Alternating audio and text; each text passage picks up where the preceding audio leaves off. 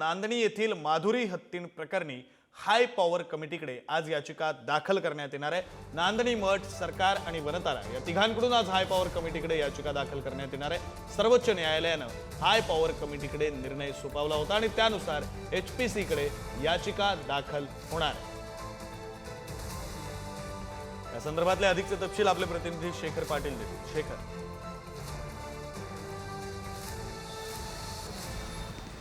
विक्रांत, सर्वोच्च न्यायालयानं एचपीसीकडेच हा निर्णय जो आहे तो सोपवला होता आणि त्यानुसार आता नांदणी मठ, सरकार आणि वनतारा या तिघांनी मिळून एचपीसीकडे दाद मागण्याचं ठरवलं होतं आणि काल या संदर्भातला ड्राफ्ट तयार झालेला आहे, ॲफिडेव्हिट तयार झालेला आहे आणि ते आज दाखल करणार आहेत एचपीसी यांच्याकडे, म्हणजेच हाय पॉवर कमिटी।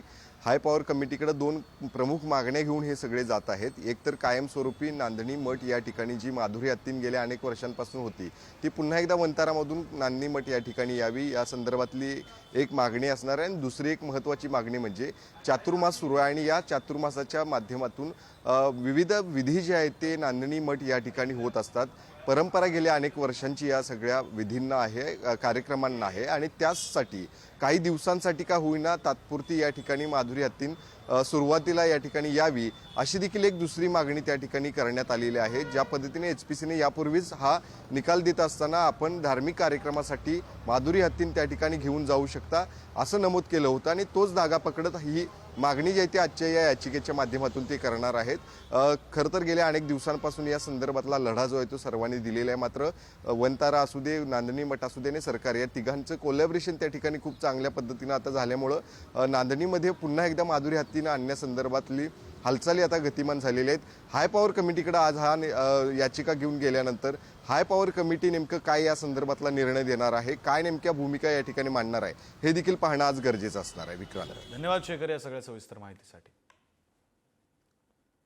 नांदणीमध्ये प्रस्तावित आहे तर त्या ठिकाणी पुन्हा एकदा माधुरीचं हस्तांतरण केलं जावं यासाठी संयुक्तरित्या आम्ही विनंती याचिका करायची भूमिका घेतली। काल संध्याकाळी 4 वाजता आम्हाला सर्वोच्च न्यायालयाच्या आदेशाची प्रत प्राप्त झाली। तदनंतर अत्यंत युद्ध पातळीवर आम्ही सर्वांनी एकमेकांशी समन्वय राखला आणि आज आम्ही सर्वोच्च न्यायालयाच्या निकालाच्या अनुषंगाने एचपीसीकडे जाण्यासाठी जी याचिका तयार करायची होती ती आज याचिका आम्ही तयार केली।